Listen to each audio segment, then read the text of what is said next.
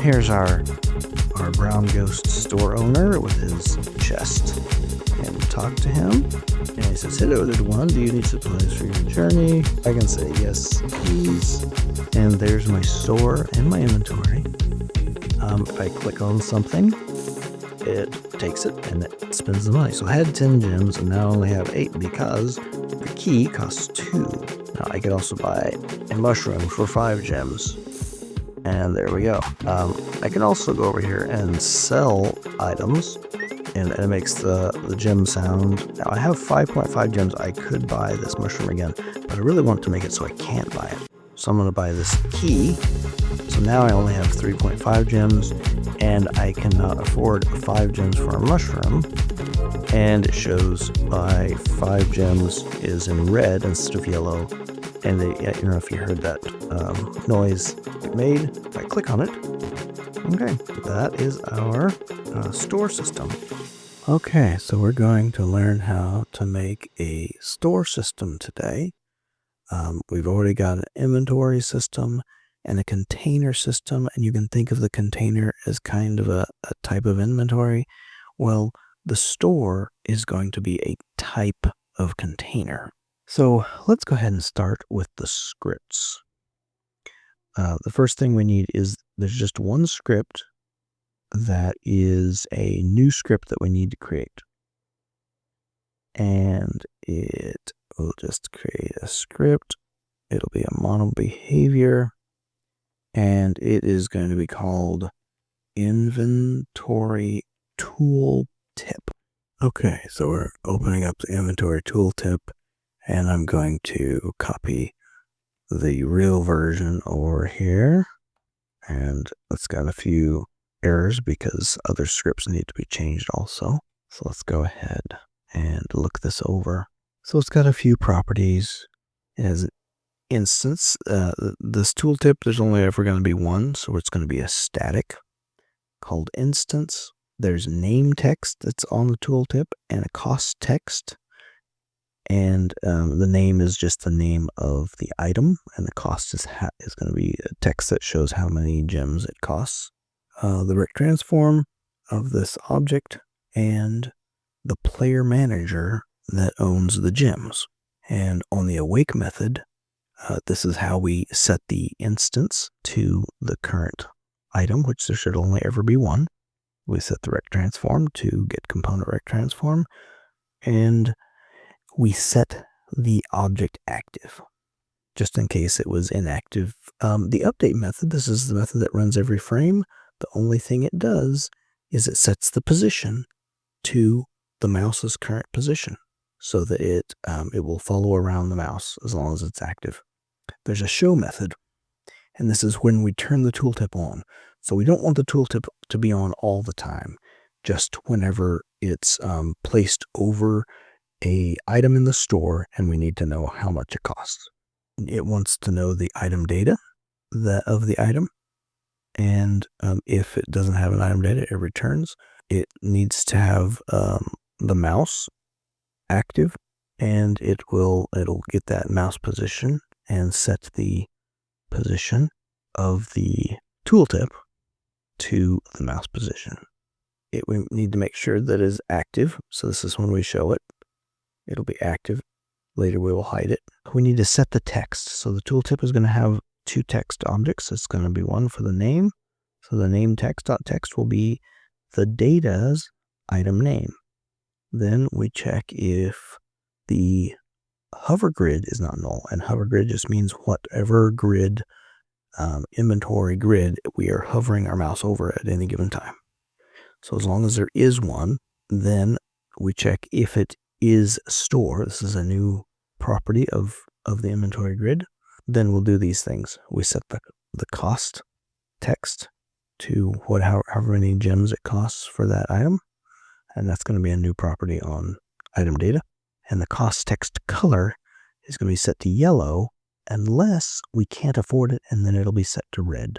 So as long as the player has the gems, and this is also a new method, that's why it's highlighted red, it'll be on the player manager. And then if those things are not true, we're not hovering over a grid, or the grid we're hovering over is not a store, then we check if the store grid is not null, meaning it may not be, we're not hovering over the store grid, but the store grid is active, meaning we're in the store. We're just, the mouse is not currently over it. In that case, we'll set the sell price, and we're saying the sell price is not as high as the buy price. It's half of the buy price, and we'll set that text to the sell price. The text color for the cost will be green, and if none of those are true, then we will set the cost text to nothing, and that's it for show. But then hide, the only thing hide does is it sets the game object to inactive, and that's the tooltip will be hidden. So that's the inventory tooltip. The next script we want to look at is the inventory grid. This is our big inventory related script. Okay, so we updated the script, but I'm going to show you something that I just set up this time. I've got a local Git repo, and what this does is allows me to see the files that I have changed since the last time I committed a change. So in this view, we have the new file that we created, inventory tooltips. There's this meta file that just created automatically by Unity. But then there's this inventory grid file. So these are the only files that have changed so far. And if you double click on this, in this view, it opens a Diff Viewer. And the Diff Viewer just shows you exactly what has changed in that file. If I open the inventory tooltip, it does not show a Diff Viewer because it is a new file, and it's in the changes because its existence is a change, but it doesn't have an older version to compare to. But the inventory grid does. So we're looking on the left side at what we had before, and on the right side is the changes that I just pasted in. So I'm going to drag this border in the middle over so that we see more of the new changes, which is my preference.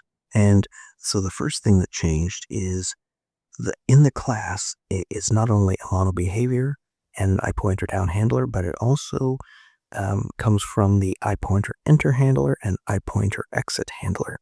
And this will allow it to detect when your mouse moves over or moves away from a inventory grid.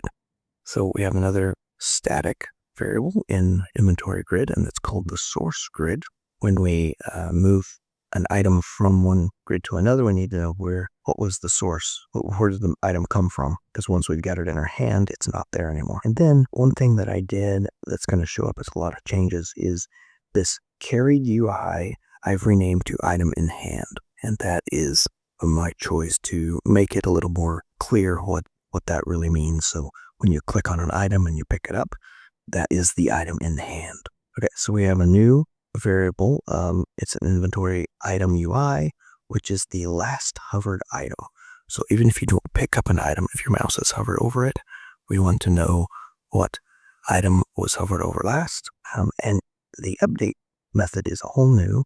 All it does is say if the hovered grid is this grid, so we're currently hovered over this grid that the script is running on, and it is a store instance equals this, and we do not have an item in hand, so item in hand is null. In that case, we need to update the hover state. So this purpose of this is like if we're hovering over the store items, we want to display the inventory tooltip that will display the price. So this is where we update the hover state. And this update hover state is we get the mouse position. We use the mouse position to get the local position of the mouse relative to the grid space. We have the cell size. We do the X and Y calculation to convert relative mouse position to the X and Y grid space coordinates. We're going to create a new variable called current item, which is null to start with.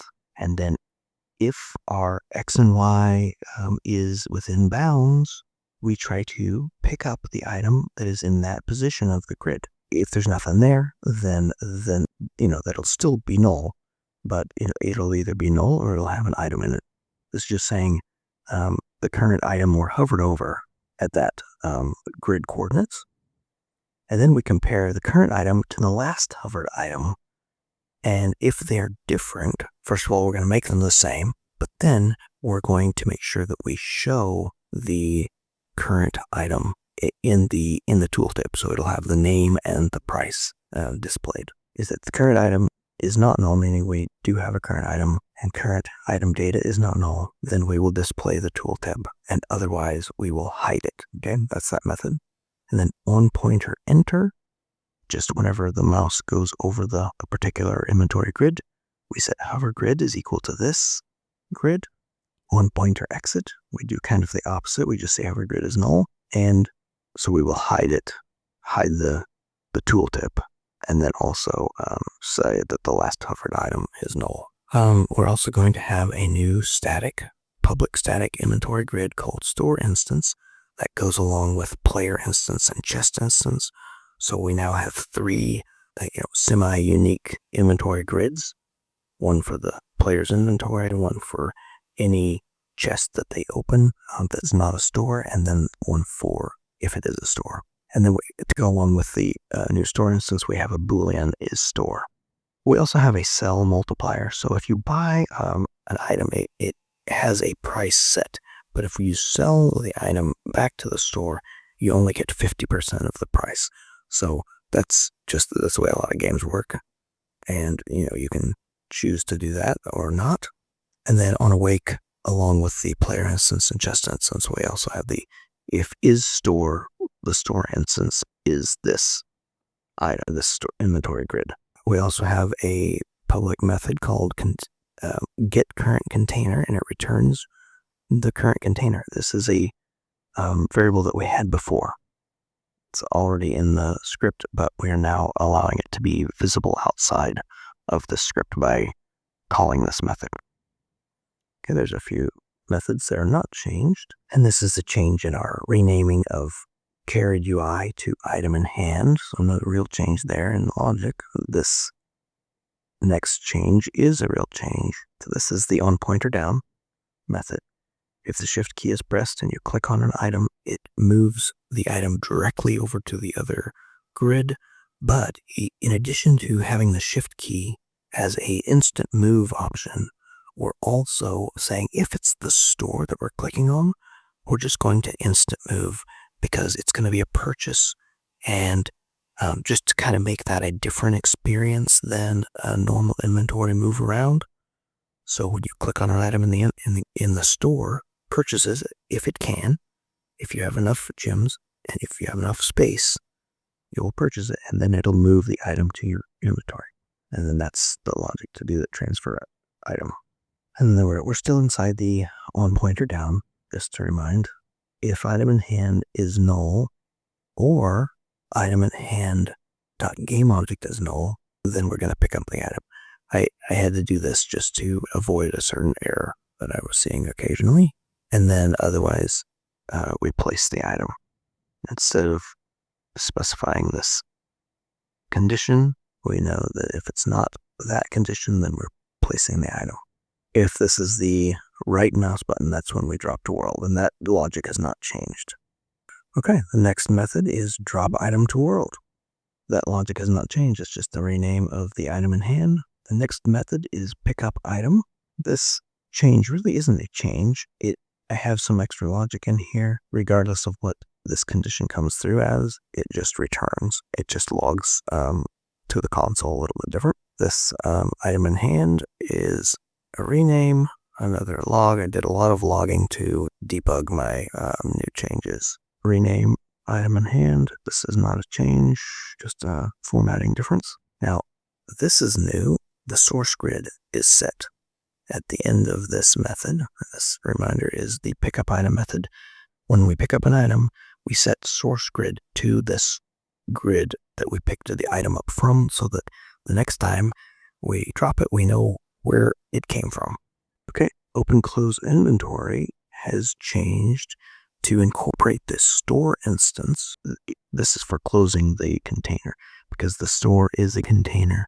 When you choose to open or close the inventory panel, if it's not opening, then it's closing, and then we close the store container, and this does all the close container logic there.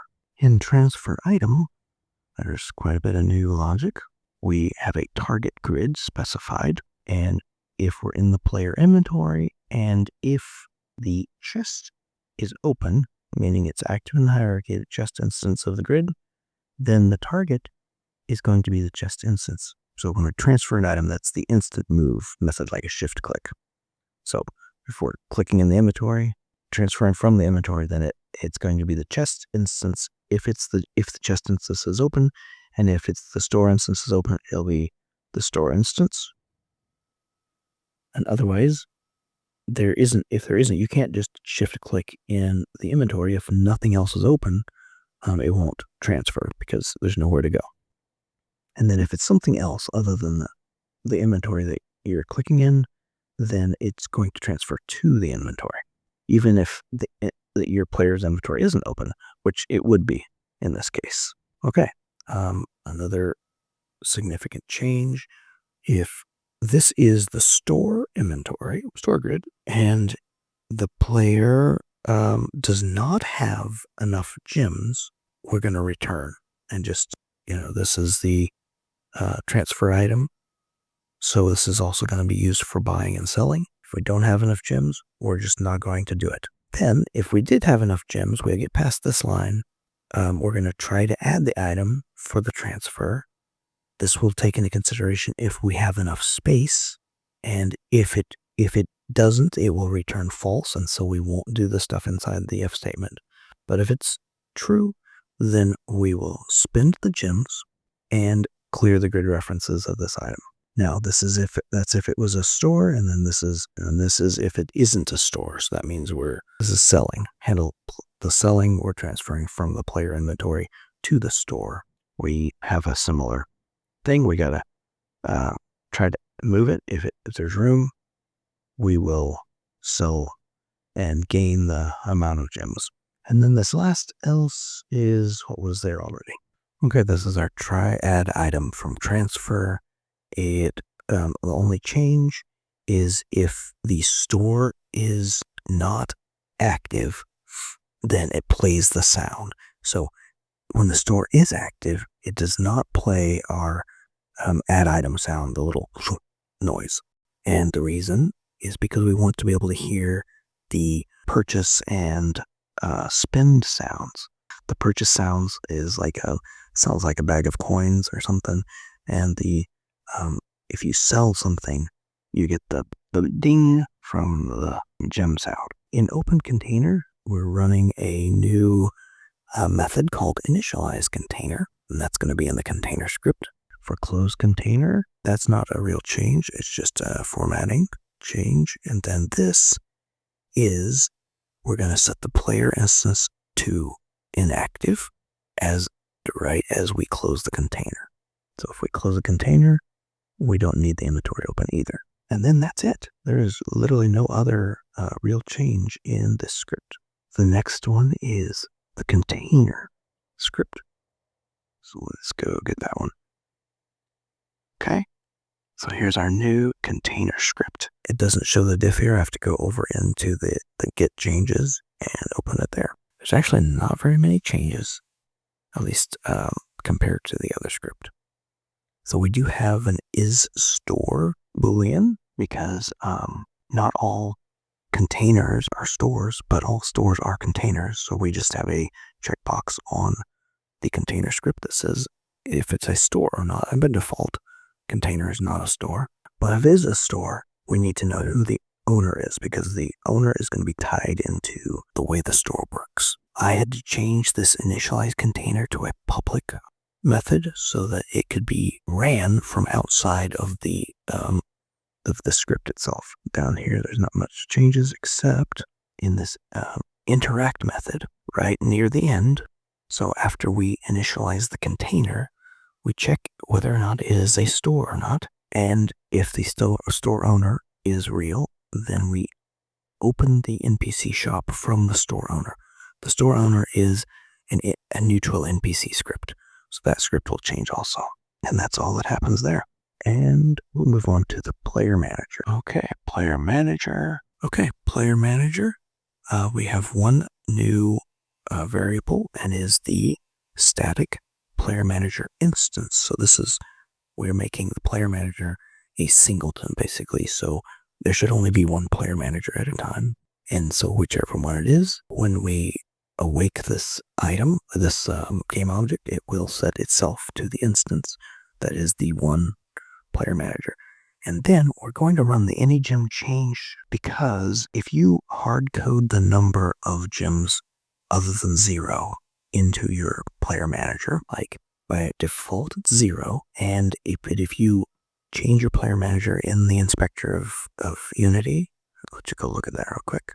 Player manager, if you change your gems to a number other than 0, say we'll give them 10 gems, that does not automatically update your readout of the gems, but doing this AnyGem change does. And so then we just do that at the beginning to update in case that number is not 0. And the only other change is we have a new method called hasGems. So we have the get gems and spend gems and AnyGem change, but hasGems is just a check to say, does our player manager have enough to cover a purchase of this amount? Yes or no. And it's a bool, and basically it just answers it. It's true if it has that much or more. If it checks that and it doesn't have enough, it plays the fail gem sound, which is the noise. Okay, player character has also changed. Save that, and we go look at player character in the Diff Viewer. Change the comment. And then there's this logic here. So we are in the check for interactables method. As before, we just check for a chest first. But before we finish, we want to know if we have a store open. So this first part about the chest is if you move too far from the chest after you've opened it, it will automatically close. And we want a similar thing to happen to a store. So that's what this logic does. So we move away, it closes the store. Okay, and that's all of the changes in player character. Save that, close that tab. The next one is dialog node. Not much of a change. Here it is. Really, the only change is this change is that the choices array has been moved inside the quests region, which I don't know if I meant to do that or not, but the only real change is there is a open store boolean, and this is dialog node. So if we go to a particular dialog node that has open store as true, instead of just displaying the node, it will display the store. Okay, so that's all of that one. Okay, the next one is dialog manager. Okay, dialog manager has one major change, and that is this if statement in display node. So if we're displaying a node and this node has open store and there is an NPC associated with it, which there has to be, I think, then we will open the shop. So the NPC, that's a neutral NPC method that we're adding. It will open that shop, and it will end the dialog, because once you go to the shop, you don't need to also have the dialog still open in the background. And then that's it. Next one is going to be item data. Very small change. We just introduced a gem cost for items, and this is what it costs to buy it, or related to what you get when you sell it. The last script that we changed is neutral NPC. Neutral NPC has a few changes.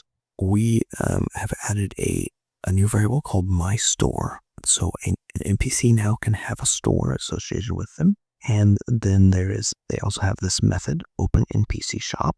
And first of all, it just checks to see if there's a shop to open, a store to open, and then opens the container for that myStore container. And that's about all that it does different. Yeah, all these other changes are not really changes, just comments that I can remove. We'll do that now. Sometimes I leave code in a comment when I am thinking I might need it again later. But when I don't, I should remove it. Okay, I believe that is all of our script changes that we need. Now let's go back to the first one and see if all of our red lines went away. Yeah, I don't see anything. So that should be good. So back in the editor, we need to give our character a store owner to interact with. So I'm going to get the player moved. Move him up here, just kind of give him a new spot.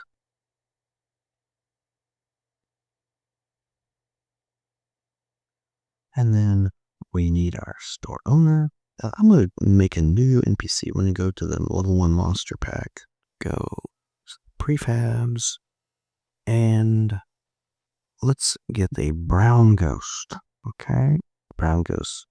I think he needs to be a lot taller. There we go. Maybe rotate him not that direction.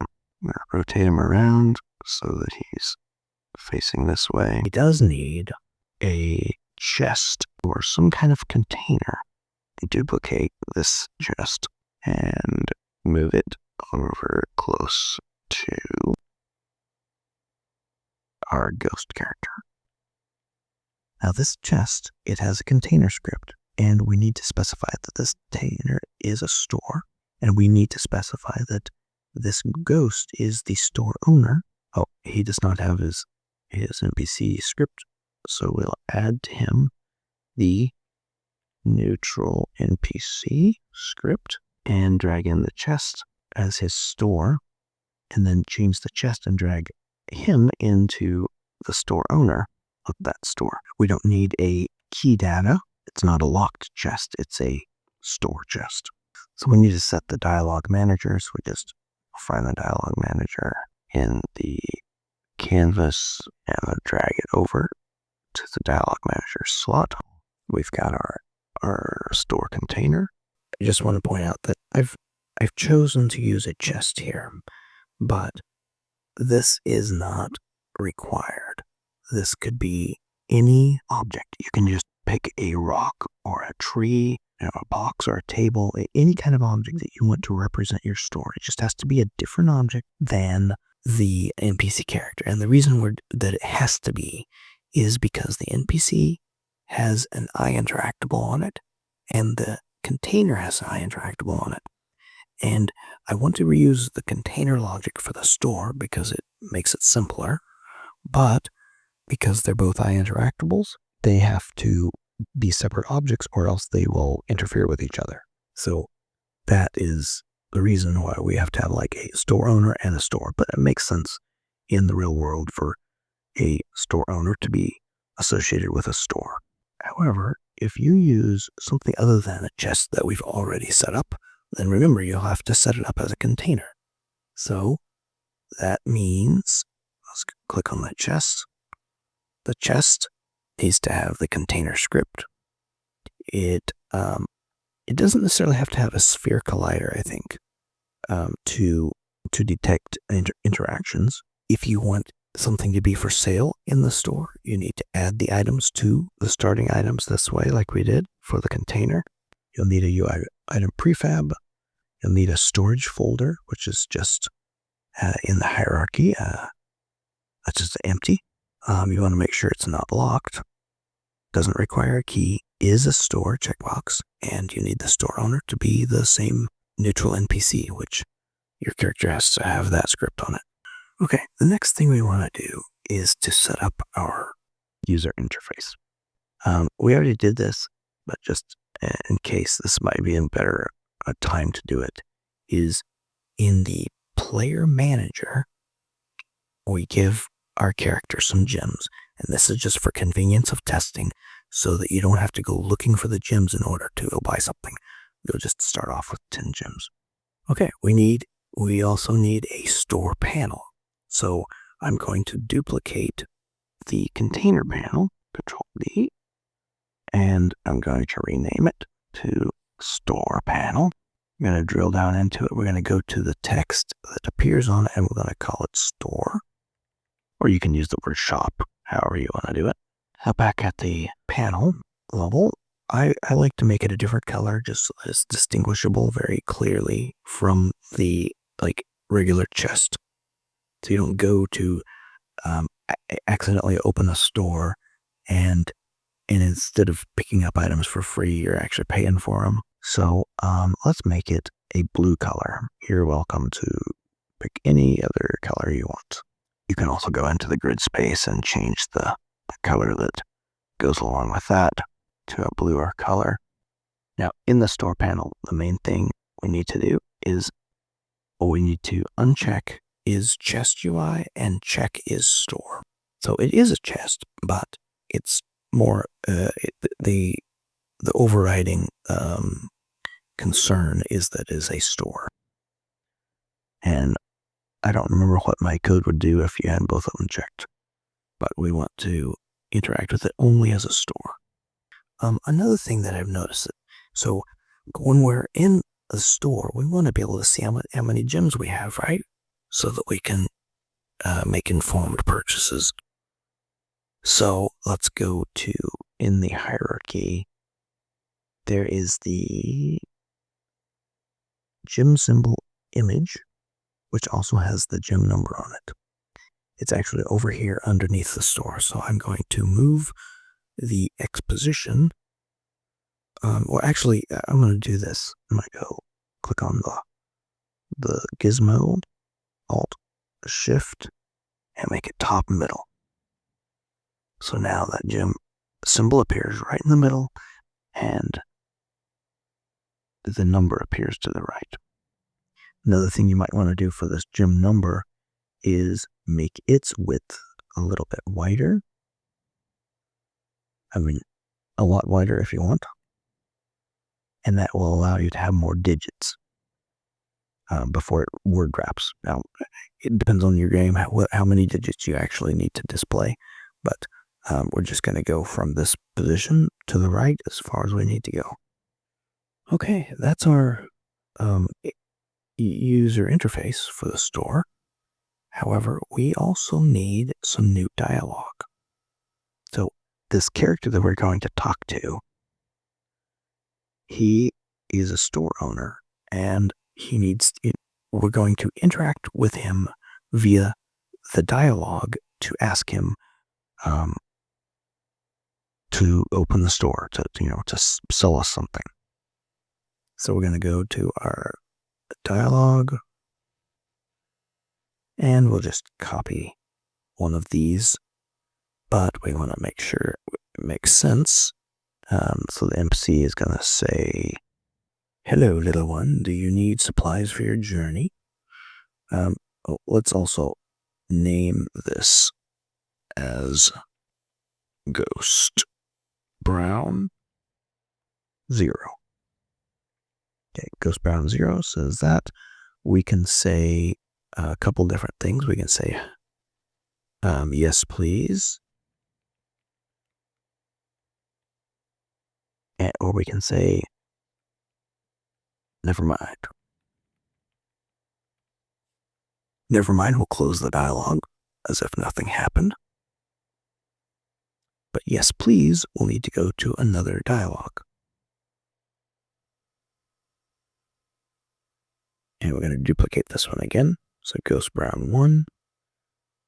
Ghost Brown 1 doesn't actually need both of these choices. We can give him a description, but remember, this is going to be immediately replaced by the store panel. So we won't actually probably ever see this dialogue unless we change how dialogues work. And we're going to check the box for this one, open the store. So when we get to this node, instead of displaying this, it will open the store. So we're going to go back to Ghost Brown 0 and drag in Ghost Brown 1 to the yes please choice. Okay, I said we're done with the UI, but I forgot we need the tooltip. So we're going to go back to inventory. I'm going to go back to the game view. In the canvas, I'm going to add a new UI panel. I don't want it to be very big.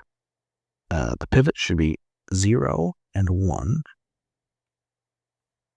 We're going to just put it kind of in the middle, and we're going to say the width is, I don't know, like 200, and the height is, I don't know, 50? No, 75 perhaps. Actually, I am going to Alt-Shift to the middle so that it actually displays here where we can see it better. Now, this panel is going to be called Tooltip or Inventory.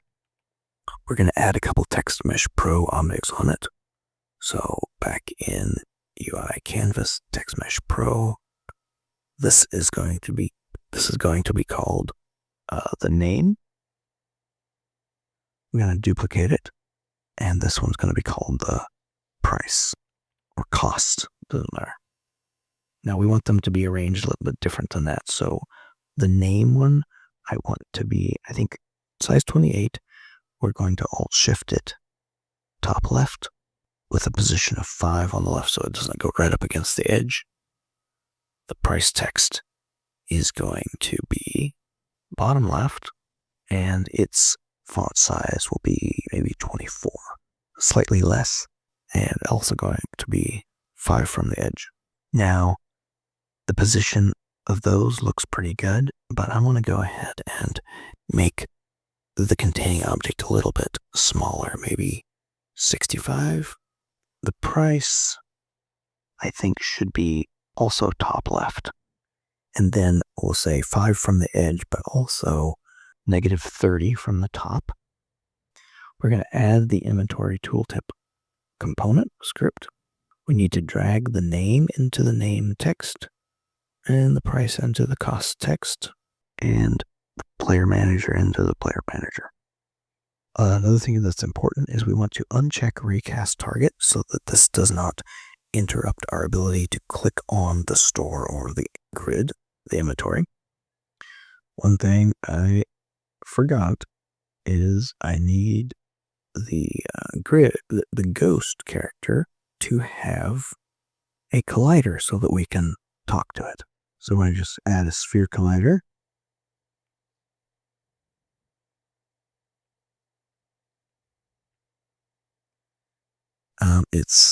It's really big, so I think it needs to be something like 0.01.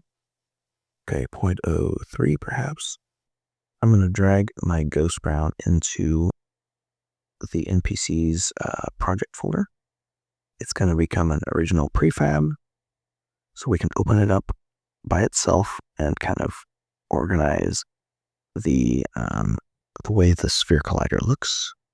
I think it needs to be up a little bit so that the center 1, 2 is probably good. I'll change the rotation to 0, 0. And we're going to go look at it from the front. Okay, that looks pretty good. Now back in here, we've got our collider. It needs to be a trigger. One more thing we need to do for our Ghost Brown is we need to give him his first dialogue. So it was Ghost Brown 0. We'll try again. Ghost Brown 0 to first dialogue. The tooltip needs its pivot to be set to 0 and 1.